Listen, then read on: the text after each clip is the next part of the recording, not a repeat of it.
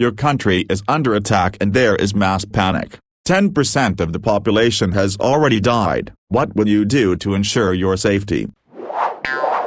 Exactly. All hell will break loose. Guess where I'm going during the apocalypse? No one will dare or think of going. I'll let you guys, gals in on a key secret.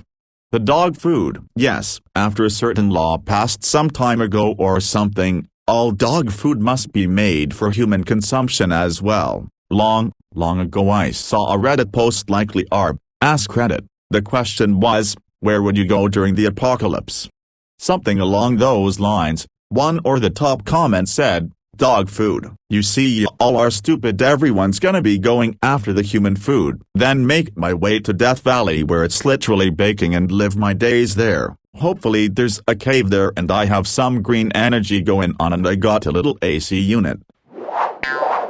If shit hit the fan to the point that the US was directly under attack with 10% of the population dead, I suspect I'd already be fucked. A nation capable of that kind of attack against the US probably has nukes and is probably willing to use them. Given that I live in Western Washington, which is home to JBLM, Bangor Submarine Base, Bremerton Naval Shipyard, Whidbey Island Naval Air Station, 2 prime deepwater ports, Boeing, and Microsoft, my ass would probably be vaporized by a nuclear fireball before I could go anywhere. If I was able to get out, I'd probably head out to the Long Beach Peninsula and stay on my grandparents' property. Easy food via fishing, hunting too, but probably less reliable. Low population, no major military targets for me to worry about getting caught in the crossfire of, and follow. Maps usually have it moving east, so when the Puget Sound region does eat shit I won't have to worry too much about radiation.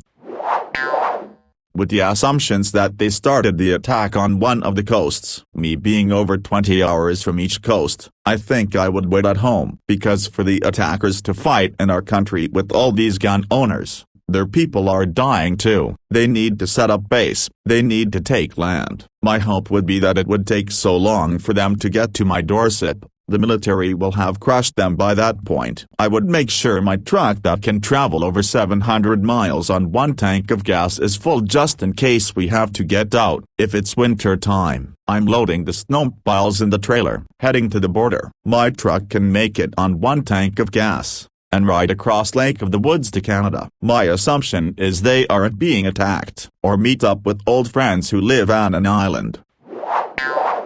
That reminds me of a drunk conversation I had with my dad during Christmas. Apparently during the early pandemic, my mom was worried about a lot of stuff and asked my dad how they would secure their house in the event of lawlessness. And my dad laid out to me what he would have done, which was getting their friends and going to the wine bar they all work part-time at for the discount and boarding up the front. Haha.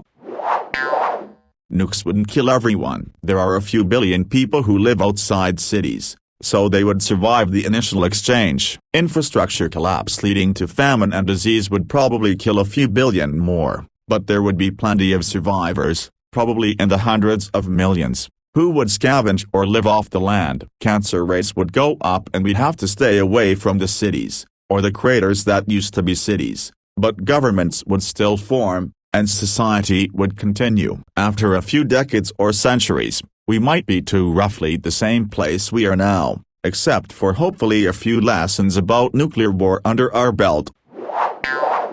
It really depends on the situation. If it's anything that is way out of my league, zombies, nuclear weapons, I'm getting on a boat and heading out to sea. It's a big place. I know what I'm doing on the water, and I can survive there for a long time. If it's anything that involves a military activity, I'm throwing my engineering skills into supporting whatever military action is resisting the attackers. I am old and not in military shape, so I'm most useful as a brain. If it's civil war, then I'm heading to a blue stronghold. Even if red is winning, I don't want to survive in the dystopia that they are trying to create. If it's aliens, then it really depends on how much information I can glean about what is effective, and I'm doing my damnedest to make sure I stay off the radar. I hear tinfoil hats are effective for that.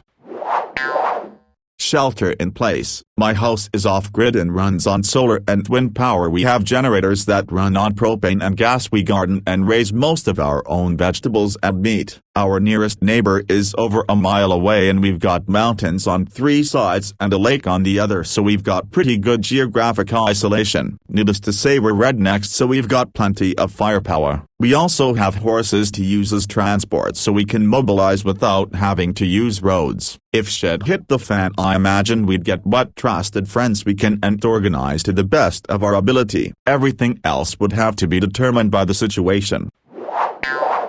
I am about to expose myself again. I have 4 options already thoroughly planned out: mountain, rainforest, badland oasis, remote walled community that could be rendered defensible. Which one I flee to depends on the odd scenario. The bags are not packed, but when the paranoia hits, I organize and reorganize everything. I can be out the door in 15.5 if I have to leave my pets. Ammo is expensive. I have a hand crossbow, broken but fixable, heavy crossbow, and everything I need for several snares and snap traps. I have a survival seed vault, and the skill and knowledge to properly maintain a long-term garden. I can spin my own fibers, weave my own cloth, fabricate my own clothes. I can hunt, field dress, and prepare deer, elk, grouse, and rabbits. I can do basic electrical and plumbing, including original construction. In case of apocalypse, I'm good. The people I love will also be fine. You guys might all be screwed though. Edit to add, I am not a doomsday cultist. I am very damaged and occasionally obsessed with survival by any means.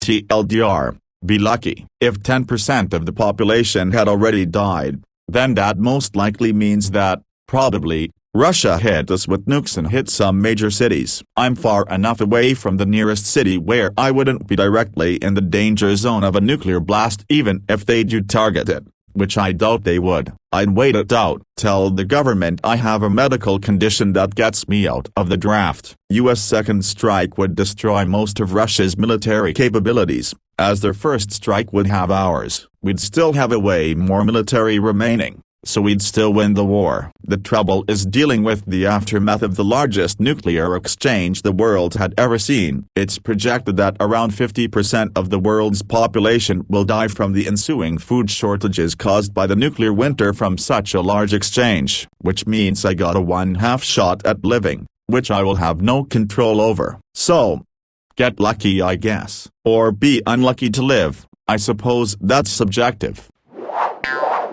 I grabbed my go bag, tote full of food and water, my guns, ammo, and machetes, and head to the marina to get on the first boat I see. I set a heading of northeast towards Nantucket until I see land and set an anchor a few hundred feet off the beach and watch the island for a full 24 hours to make sure there are no hostiles on it. If so, we keep moving. If not, I land, find shelter, and wait it out. In my go bag, I have an American flag and a Chinese flag, just in case. While I'm waiting on the boat, I'm learning some phrases in a few different languages and based on who I encounter. I'm just a farmer. I'm scared and hungry. Please help will be the first thing I say.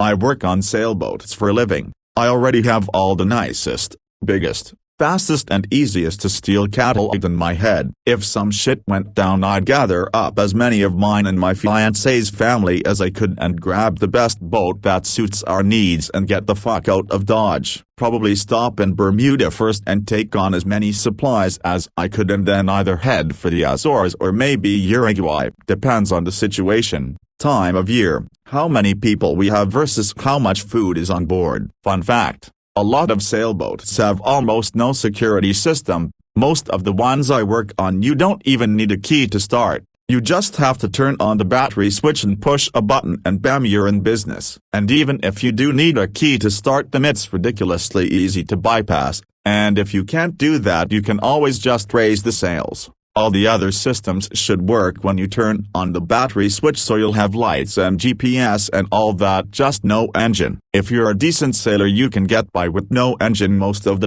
time, You might have to wait for the wind sometimes, but you'll get where you're going eventually. Any decent boat will also have a dinghy with an outboard motor that you can use as a push boat to help you dock if you can't get the engine going.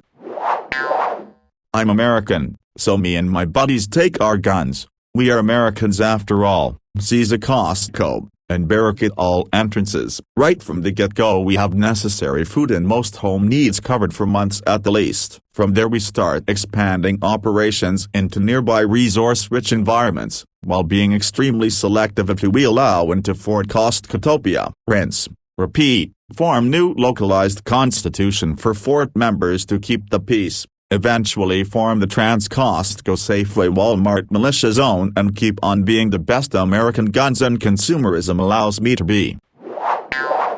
I have a prepper friend who lives out in the sticks and has a successful subsistence farm, has pigs, chickens, massive vegetable garden. They haven't been had to buy groceries for years. They also have tons of guns and ammo and a sophisticated bunker. A couple of years ago, they had a bunker warming party and invited about 50 of their neighbors for a tour of their new bunker. See where I'm going with this? They think they're prepared for any apocalyptic event and can survive for 2-3 years in their bunker. This would be awesome for them. If they never told anyone about all their survival stuff, they would be overrun by their neighbors, and all the people their neighbors told, like Walmart selling $4 toasters during Black Friday, even if they got to their bunker and shut the door. The contractor who built the bunker, the Home Depot employees who know all about the bunker and crops, the UPS delivery guy who delivers all their canning supplies, they would all be there prying open the bunker door with a crowbar and dynamite. Moral of the story: never tell anyone about your bunker.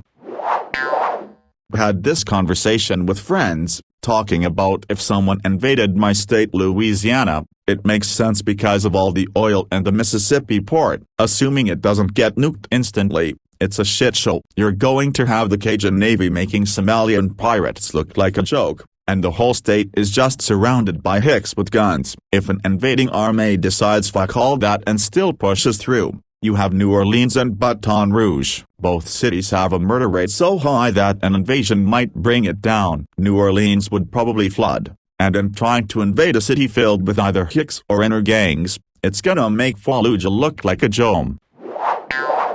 Easy. Load up the truck with food, my guns and ammo, and my bush bag. Survival gear. Head to the local gun store and steal all of the ammo and maybe a few guns. Text all contacts through various apps to do the same, and retreat into the middle of the bush. It will literally be impossible for anyone to find us, and assuming the attackers are foreign, they will not be prepared for the brutality of Northern Ontario's terrain. Hell, I've been hunting this area my whole life and this place still throws me some curveballs. It depends on their intentions. If 10% of the population is dead, their goal is probably annihilation, so I'd probably help my family flee, then go down fighting. If their goal was occupation, then I'd resist. Guerrilla warfare is an extremely effective tactic if the enemy's goal is to control you. The Viet Cong used it to fend off the most powerful military on the planet for almost a decade, and Al-Qaeda has been doing pretty well in the Middle East the past 20 years. There's literally thousands of square kilometers and a lot of it isn't easily accessible. Not to mention the rural population has guns, significant chance to begin guerrilla warfare, and the mainstream army is likely to be deployed into the countryside once the major cities fall. For the invading army to even begin covering it all, they would need an incredibly effective logistics system, which, given the fact that my country is a giant island, would be difficult enough to begin with, not only to bring enough food to feed the number of troops needed, but also to bring enough weapons, ammunition and fuel. Not much I need to do on Maui. My parents own a ranch in central Maui with chickens, cows and horses. I maintain a vegetable garden in my backyard in West Maui. We have solar panels on top of our houses in case the power goes out. We all own guns so we can defend our property and communities if necessary. Sustenance fishing is completely legal, so there's no real shortage of food so long as you're not a vegan. If this happened when back in LA on business, I'm pretty well screwed. It's a hair's breadth away from anarchy, with road rage incidents making the news on a nearly nightly basis. Probably just sit at home and wait it out. Not much else I could do really. There are several people here and we do have some means of defending ourselves, as well as tools and materials to reinforce windows and doors and such. Also quite bit of non-perishable food. The only problem for me then is having to raid the nearest pharmacy for my meds that I need. And that is likely going to be dangerous. If it's an attack from other country, grab water and food, put it on a bag, grab a knife, steal a car and drive far away from main streets towards my aunt's house. Why? It's next to a school, so can't get directly hit by bombers, and the shit looks like a perfect site for a barricade. If it's an alien attack, water, food, car, drive away from main streets and go to the nearest seaport in order to steal a boat. If it's not there, repeat until I find a boat and escape to Europe. Zombie attack. Same thing as alien attack, but with way more clothes and a shovel. Terrorist attack. Same as alien, but go away from main cities directly to the border with other country. As always, avoid main roads. Biological attack. Food, water, face mask, gloves, clothes, car, and if I have time, made a biohazard suit with trash bags and duct tape. Then get out of main cities to smaller zones, and if I have enough resources, get the hell out of the country. Chemical attack. Stay indoors, close all doors and windows and secure every single hole with duct tape. Then just wait.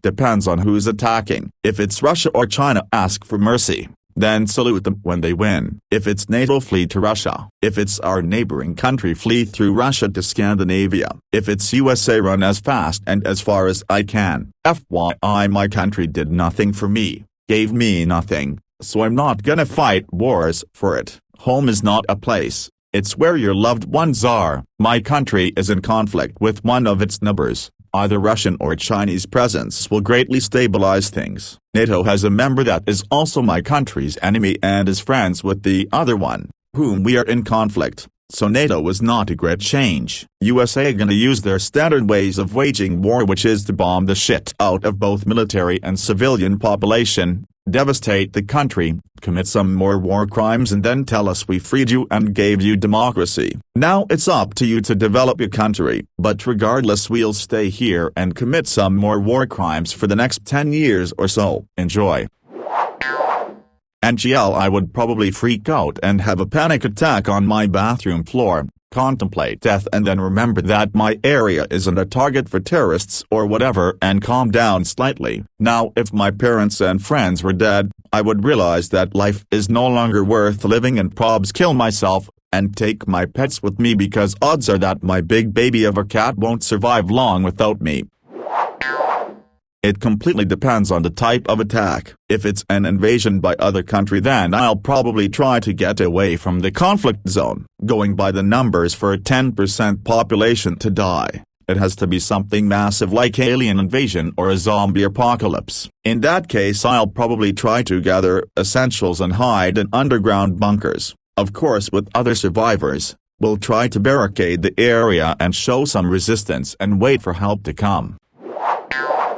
Collect the dead bodies if I am in a heavily affected area and hide in a bunker with the bodies stacked on the entrance. The bodies would either be burned, which would leave a bone pile, or they would be buried nearby, which would expose me, and I would wait and kill the soldiers who entered using firearms I have stored. Then I would add those bodies to the mass graves or bone piles. Sooner or later, the disappearance of soldiers in an area would cause larger investigation, which is where the grave comes in, because now they have focused on the surrounding area and bunkers, so now I can hide within the graves and not be found since they are full. Tell me any flaws in my plan. You can't run away and hide in the woods or bunkers forever. Preppers and survivalists survive by being smart but playing the scared dumb civilian role. If you feel the need to be a hero, don't try to repel the initial attack. That's what armies are for. Bide your time, Consolidate your resources, and start your insurgency when enemy is complacent sometime after their victory. Realize that not everyone can be a soldier/saboteur in the insurgency. Play your role. Comms expert, propagandist, medic, armorer, logistics, spy, in gathering to the best of your ability. Don't lose faith in your fight for freedom. And last of all, when you win, don't install a totalitarian government worse than the one you just defeated.